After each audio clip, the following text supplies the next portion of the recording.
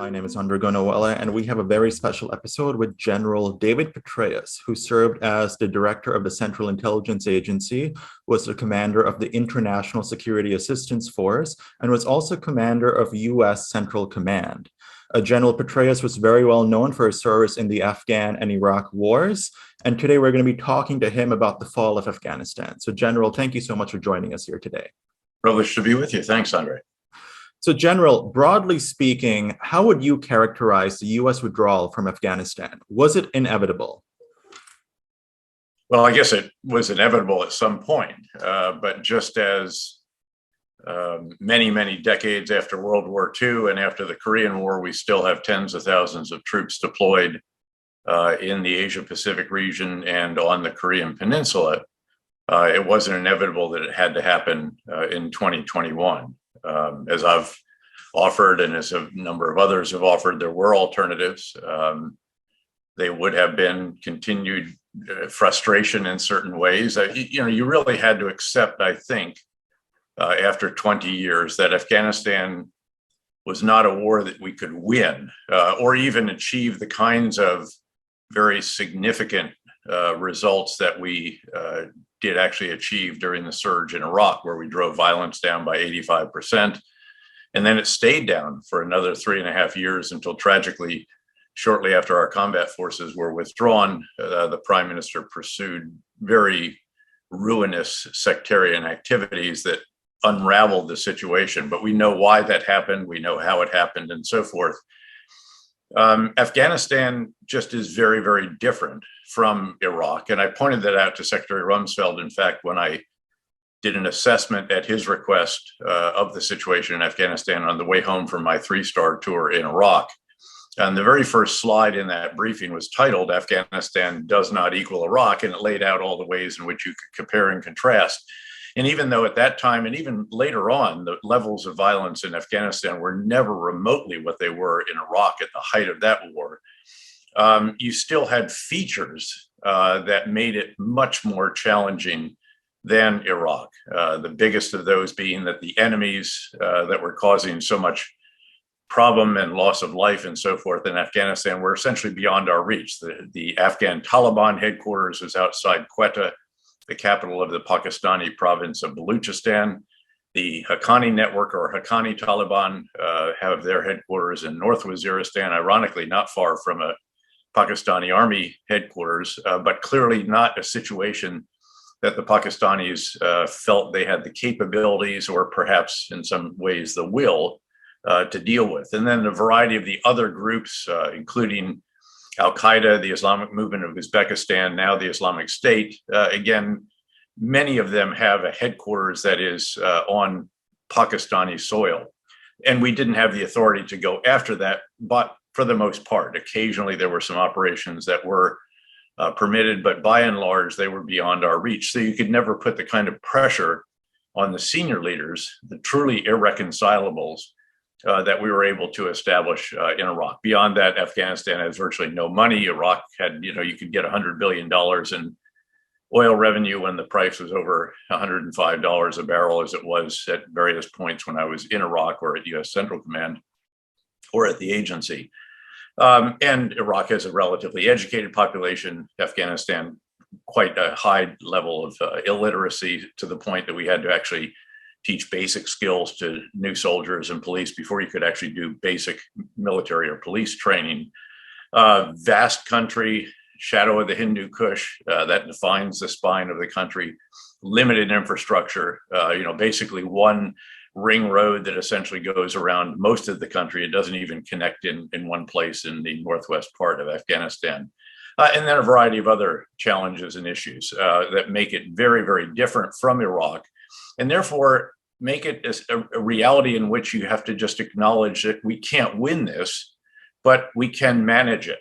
And I would contend in the wake of the withdrawal that what has resulted is not only heartbreaking and tragic, but I would have to describe it as disastrous as well. The idea that the Taliban, a group that wants to take the country back to a 7th century interpretation of Islam, wants to very, very substantially curtail the abilities of 50% of the population to go to school, go to college, have a job, contribute to the economy, and so forth. And of course, the summary justice and a variety of other issues that the Taliban bring back to government with them, not to mention the fact that they seem not very capable of governance. They're also broke because, of course, their reserves are frozen around the world, no access to IMF or World Bank funding. So what you have is the prospect for a country that was nearly 40 million people before the exodus that began earlier this year, when it was clear that the US was going to leave. You have a country that is going to be a true humanitarian catastrophe. And the idea that we just finally, in a sense, pulled our forces out, coalition forces, the contractors that kept the critical air force going and so forth, that the Taliban would take over, the violence would go away. And yes, we don't like the way they've abridged rights of many of their citizens, or some of the, again, the way they're governing the lack of freedoms that were enjoyed by Afghans over the past 20 years, et cetera, but that at least it would be peaceful. That doesn't even seem to be the reality right now either. The Islamic State is carrying out horrific attacks. They're actually finding recruits among those the Taliban is pursuing unwisely, who are part of the former government and the former security forces. There's fighting between the elements of the Taliban, the Haqqani network, and the Afghan Taliban. One group's leader is in Kandahar, the other is in Kabul. The government is still in the process of just getting organized. There's no new constitution or anything else. And then there are various resistance elements that are springing up around the country as well. And I think predictably, the Taliban are finding that it's much harder to be a counterinsurgent than it is, and to govern and to provide basic services and all the rest of that, than it is to be an insurgent. Just pick your time for attacks and then go back into the hills. So I fear that Afghanistan has a very, very bleak future. This winter is going to be a very harsh one in more ways than just the temperature and the snow and the typical frigid air of Afghanistan. It's going to be one in which individuals will be on the brink of starvation, because Afghanistan had the worst harvest in 35 years, terrible drought. And you put all of that together in the ineptitude that the Taliban is demonstrating so far in actually governing and so forth. And you see the prospect for something that is going to be very dire. And ironically, I think the Pakistani leaders, who were actually applauding a bit in Islamabad as the Taliban took over, will rue the day that that happened, because that country is going to be the one most affected by the flow of refugees and people who are just fleeing starvation and privation to try to get to anywhere that has just a prospect of a slightly better life. So, General Petraeus, I mean, you've provided alternatives, and your alternative to the situation in Afghanistan was this sustainable commitment. And so that we've talked about that in our previous podcast episodes with you. So I'll let our listeners go back to those for more details. But what I want to do is talk about the Afghan army and the reliance of the Afghan army on U.S. armed forces and U.S.-based contractors. And so what were the realities on the ground of the true capabilities of the Afghan army? And did we prepare for an outcome where, when we left, if we ever left, would the Afghan army and the Afghan security forces be able to stand up on their own? Well, there's no question that the Afghan army was highly dependent on reinforcements. Again, there's no real alternative to the structure that was developed. I mean, some of my old comrades in uniform, not from the army, but said we should have made them more like insurgents. Well, they're not insurgents; they're counterinsurgents. They actually have to protect all around the country major population centers and critical infrastructure. I mean, that's not optional. And that requires just basic soldiers. Police can help with that, but basically it's the soldiers that do that. There were roughly 100,000 of them. Again, this number of 300,000 is more than a bit inflated, not just because of the inflated roles, and some ghost soldiers and police and so forth, but because about 150,000 of those are actually police, border police, customs police, a whole variety of other security services that don't really do what we're talking about here, which is defend population centers and critical infrastructure. You have to defend that. Beyond that, you then have and that's basic. Again, this doesn't take super soldiers. This takes people who are going to be on a checkpoint and going to check again ID cards, whatever it may be, and repulse or at least fight any kinds of incursions by the insurgents, the extremists, the terrorists. And you then have a very substantial reserve. It was roughly about 30,000, quite well trained, the commandos of various types, trained by our special operations forces. But the key for them is air mobility, because they are generally located in central places around the country. And when these forces are hit out on the periphery, these reaction forces get on US provided helicopters or even US provided planes and fly out to that location or an airfield from which they fly out to the actual combat area. And that air mobility also provides emergency resupply. It provides aero medevac, and it provides close air support. And again, there's no real alternative to that kind of structure. I don't know how you could have. Now, there are ways. I personally was not in favor of US provided helicopters and planes when I was the commander, privileged to be the commander in 2010, 2011. And before that, Central Command, we were still providing essentially Russian or Soviet model, because they knew how to work on that. It's much simpler. It's not anywhere near as sophisticated as what the US provided. Now, what we did provide is extraordinary in its capabilities. The problem is that it required 18,000 contractors to keep it all going. And in fact, it was when I heard that we were not only withdrawing our forces, 25 to 3,500, then the coalition forces of 8,500 were going to withdraw, and then the 18,000 contractors that did an awful lot of the maintenance of this, working to support Afghan mechanics who are learning. But this is very, very, very difficult equipment on which to do operations and maintenance. And when I heard that was going away, that was when, several months prior to the collapse, I said I feared a psychological collapse of the Afghan forces, because they would realize at some point that they're out on these defensive missions and there's no one coming to the rescue. And if that actually happens, then you have an epidemic of what we actually saw, which is a collapse of the forces. It's a cutting deals with the Taliban. It's what Afghans have done over the centuries. At certain points in these kinds of fights, they have to be professional chameleons to stay alive. And they clearly figured out, the Taliban quite skillfully, by the way, attacked multiple locations simultaneously.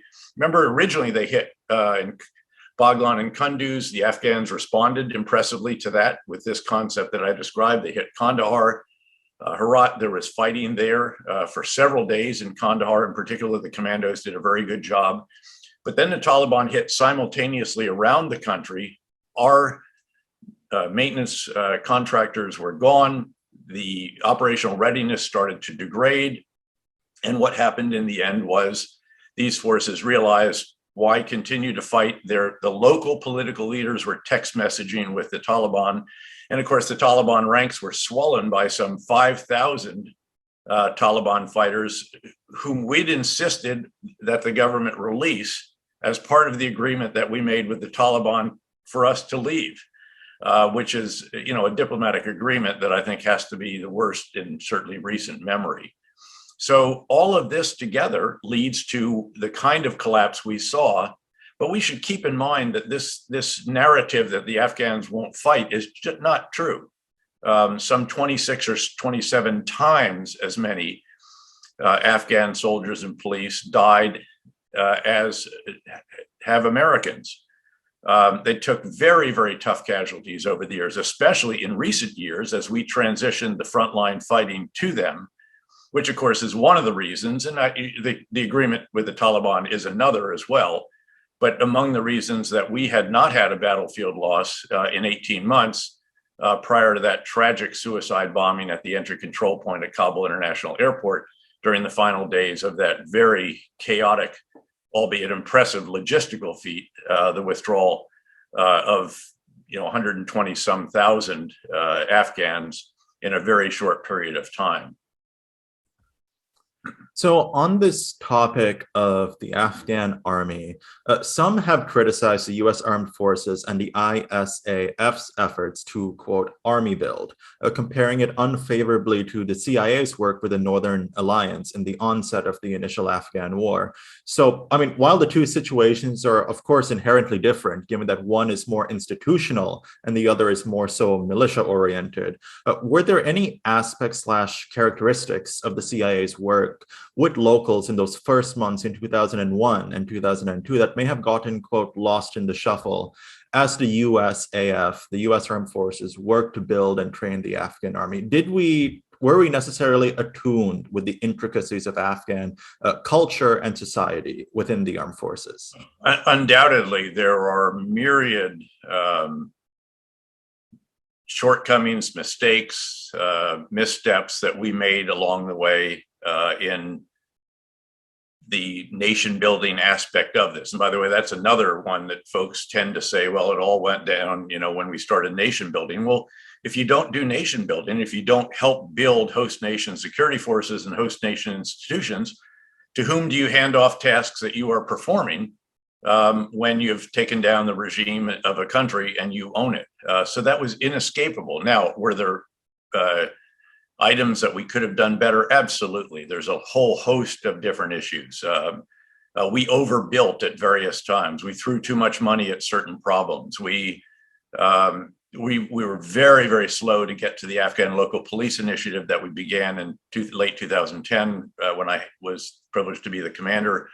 Too slow to have a joint task force on anti-corruption. Again, there's a whole host of lessons learned, much of which can be traced to the fact that after we took down the regime in late 2001 and the early days in 2002, we started to shift focus to Iraq. And we then began a situation that Admiral Mike Mullen, the great chairman of the Joint Chiefs of Staff, the George C. Marshall of his generation, I believe, who used to say that in Iraq, we do what we must, and in Afghanistan, we do what we can. And of course, I was part of that problem because I was a 2-star, 3-star, 4-star commander in Iraq, and especially as the commander of the surge, was asking President Bush and our senior policymakers, Secretary Gates and Admiral Mullen, for everything they could possibly give us so that we could turn around a situation there that was on the brink of a full-blown Sunni-Shia civil war.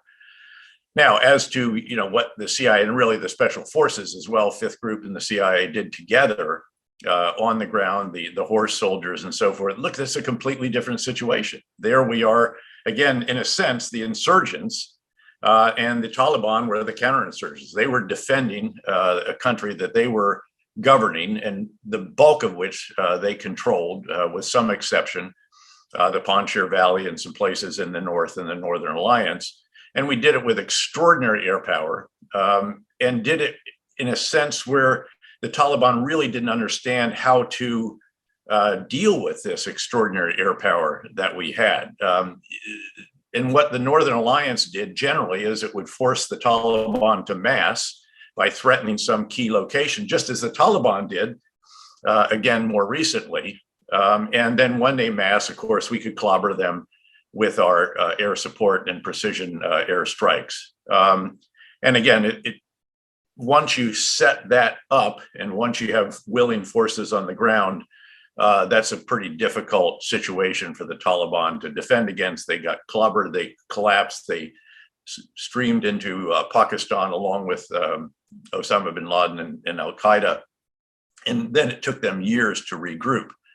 But again, what we were using in that case was, again, essentially ethnic elements. And of course, you can't govern a country with ethnic elements, especially not if they represent a minority of the population rather than the majority. The Taliban, of course, being Pashto and the Northern Alliance, different groupings of Uzbek, Turkmen, Tajik, and so forth. So again, that's not a useful analogy. There were other efforts that we did do that are more useful, and I wish we could have sustained. The Afghan local police program was one of those. There were also reportedly efforts by the agency to have, in a sense, surrogate forces that were, again, much more local, much more coherent and cohesive in terms of ethnic and sectarian makeup. And they actually did quite well. The problem was that we couldn't sustain the Afghan local police program once the drawdown hit a certain point, and we had to start withdrawing the special forces teams that were the glue that really held that together and provided the oversight for these local forces. It did such a good job, and much better, frankly, than when they were handed off to provincial police chiefs, who in many cases were rotating through positions and had their own approach and own angle to that. So again, yes, there's lots to be learned from really all of these different experiences. There will be a process over the years that lie ahead to distill those lessons, to identify the mistakes, missteps, shortcomings, and so forth. The Special Inspector General for Afghanistan, I think, has done an admirable job of identifying every shortcoming that we've had over the years, and they have not been reticent about putting those out there.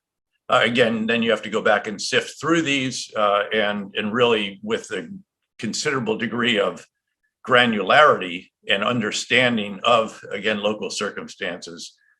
You've got to then put that together. One last comment before tossing it back to you for the next question. And that is that, well, we didn't understand the country. We tried to impose a, government of Switzerland on Afghanistan, a country that has never had real strong central leadership in the rest. And again, certainly there were shortcomings. Certainly there were missteps in this area and mistakes as well. But by and large, we had a pretty good understanding of, how the system used to work or could work. If you look at the rule of law, for example, we sought to establish what was called the hukuk system, where you have essentially almost a paralegal out in a district, which is the element below a province. And in those districts, that individual would record deeds and other legal documents and so forth, which would then be also sent to the provincial rule of law entity for safekeeping and for records and all the rest of that. So again, we tried to actually have an understanding of how Afghanistan used to work, could work, should work perhaps in coordination with our partners, needless to say. And that's what we worked together with them to try to establish. Again, we had no illusions that we could turn it into Switzerland in 10 or 20 or even 30 years or less. But I would submit that for all of its many imperfections, and they were many, and they were maddening and frustrating, that various Afghan governments over the years, under President Karzai, under President Ashraf Ghani, for the bulk of the population, it's not to say there aren't some pockets out in the rural areas and conservative areas that actually celebrated the Taliban's return because of a variety of reasons, many of them having to do with the kind of corruption and bureaucracy and ineptitude that you did see in some areas under the Afghan government.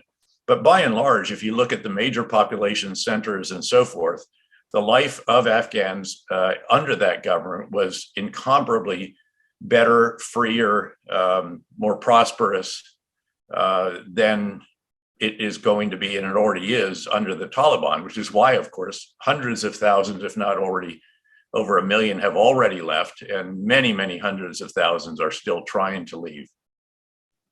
So, General Petraeus, it seems like in the lead up into the withdrawal, public opinion for the war in Afghanistan was, very low. Most Americans wanted the U.S. government to withdraw from Afghanistan. And so was there a communication problem within the U.S. military, within the foreign policy community about why we were in Afghanistan, what that did to bolster U.S. interests, not only in the country, but also in the region?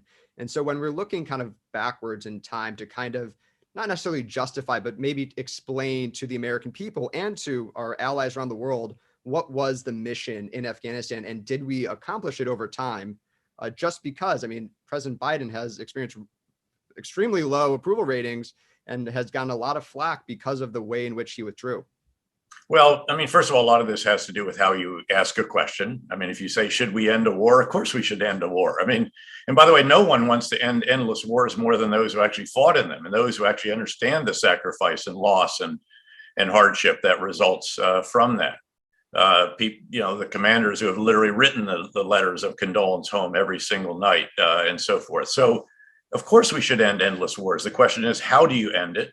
Is it the right time to end it? What should be the conditions that obtain before you end it, and so forth? So the truth is that many Americans didn't even realize we still had forces in Afghanistan. You know, we hadn't had a battlefield loss in 18 months. The cost was, as I have argued and did on our previous episode, sustainable in terms of the expenditure of our blood and treasure.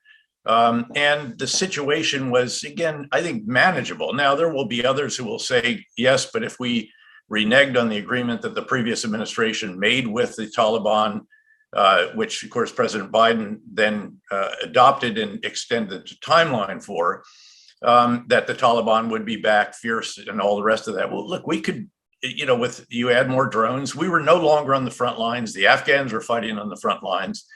And if we provided the advice, assistance, and enablers, drones, precision air attack, the joint tactical air controllers who can actually bring that to bear very close to friendly troops, the logistics, the funding, and all the rest of that, you could have a sustainable situation. It would never be satisfactory in all ways. It would be, again, certain aspects of it maddening, frustrating. But I would argue that that was a better alternative with hindsight than what we have seen come to pass and what we will see come to pass as this humanitarian catastrophe deepens and does not allow the world to take its eyes off Afghanistan, something that I think many in Washington thought, okay, we'll just get out, they can have it, we'll keep after the extremists that might flock there, but we need to focus rightly on the Indo-Pacific, working with all our allies and partners together to develop a whole of government,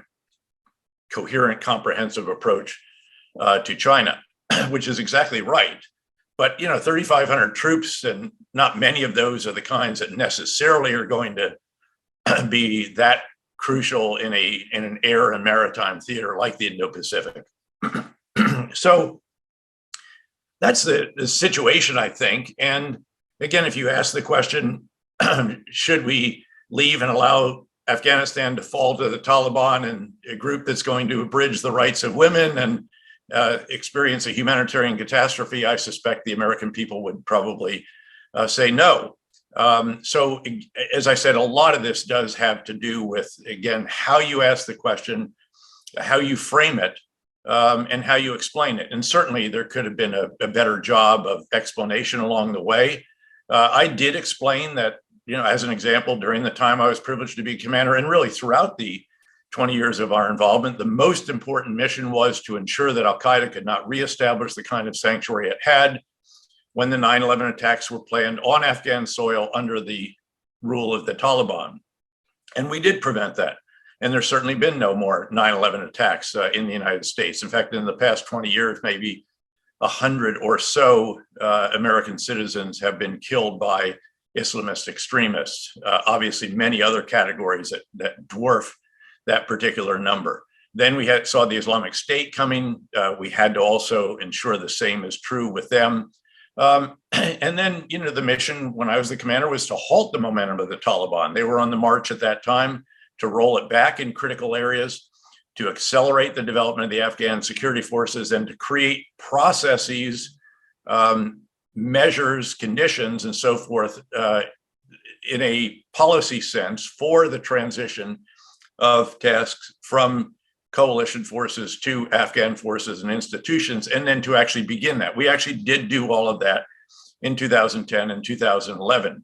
It was by no means the kind of dramatic, you know, 85% reduction in violence that we achieved during the surge in Iraq. But I told Congress we weren't going to be able to achieve that because, as I explained in response to the very first question, Afghanistan just is not Iraq. It is vastly more difficult in almost every area of comparison, even though the violence in Iraq was vastly higher than that at Afghanistan at the peak of that particular war. So, you know, that's how I think you have to lay that out. And if you can continue to make a reasonably compelling case, as long as it is sustainable in the expenditure of blood and treasure, I suspect the American people would be, frankly, somewhat ambivalent about 3,500 troops and, I don't know, 20, $25 billion at most out of a $730 billion defense budget is something that, again, presumably would be worth continuing to achieve the objectives that I laid out for you, while noting, again, there's a very, very frustrating aspect to this that you can't, quote, win, that you can't, I can't define that it will take 5, 10, or even 20 years more. You just have to accept that. You have to explain that. You have to acknowledge that, we have had tens of thousands of troops in other locations around the world, certainly not in real combat the way Afghanistan was, but we've sustained those because it was in our national interest to do so. And you'd have to make a fairly compelling case that that is the situation in Afghanistan as well. But I think we have time for just one more. Mm-hmm. Yes. So, General, you've been quite outspoken on helping those who helped us in Afghanistan. Are you satisfied with the current efforts made by the administration to get those Afghans who helped us out of the country? And what can regular citizens like us do to help some of these folks out? Well, I think we have not met the moral obligation that we have to those who are literally left behind. I'm on the board of advisors of No One Left Behind, an organization that focuses on a critical subset of this population, which is those who earn the right to a special immigrant visa for the United States for themselves and their family members who were put at risk by those individuals serving on the ground as a battlefield interpreter with our troops for some 2 years. You can't really overstate how important those individuals have been over the years to our men and women on the ground. Our son was a rifle platoon leader. His TERP was with him, and that TERP had done the equivalent of multiple tours in Afghanistan because they just stayed essentially in combat, out on the ground under a rucksack, sharing risk and hardship with our forces. And again, we have an obligation to them. No One Left Behind has a list of 35,000 of these individuals plus their family members, and there are many, many more. These are the ones who have just initiated the process for the special immigrant visa. Now, of course, the priority has to be our American citizens, and apparently there are still American citizens there, whether it's as much as 200 or whatever. There are green card holders. They should have priority, but that next category should be special immigrant visas. But beyond that, there are tens, if there are hundreds of thousands, probably of others who, because of their service, again, supporting us, working with us in the security forces, in some cases, even in the government, have jeopardized their own safety and that of their family members. And the trickle out of Afghanistan, that is the current pace of evacuations, will not make a dent in these populations. So obviously, I don't feel that we are doing what we owe to those, and we certainly haven't lived up to the words and the rhetoric that we heard during the evacuation about how we're going to take care of all these individuals whose safety is at risk.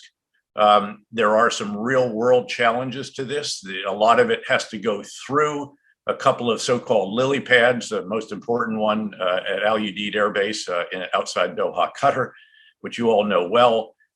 And so you can only put more people in there once people have been cleared out. And we don't want to have an overcrowding situation at U.S. military bases in the United States again, as we did in those sort of early chaotic days of the evacuation and following the evacuation. But clearly we have to do a better job.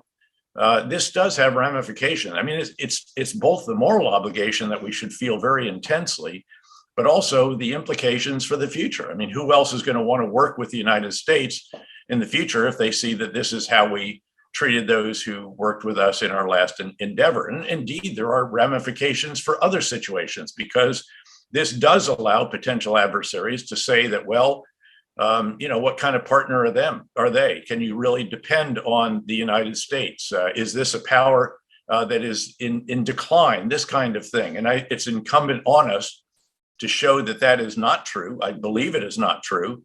I believe very, very fervently in our great country and the freedoms that we enjoy, the system for all of its flaws and imperfections. But again, we have to show that to the rest of the world. And one element of that is to meet this obligation that we have to those who have until now been left behind. How can citizens help? One way is to donate to No One Left Behind. Very easy to find on the internet. And then there are other organizations also out there that have worked very hard to help with essentially resettlement efforts of various types. And again, those are the organizations I think that Americans can support as we do try to meet this very, very important obligation to those who are still left behind in Afghanistan. And with that, General Petraeus, thank you very much for joining us today, and thank you for your service, sir. It's always a pleasure. The pleasure was mine, and the service was a privilege. Thank you.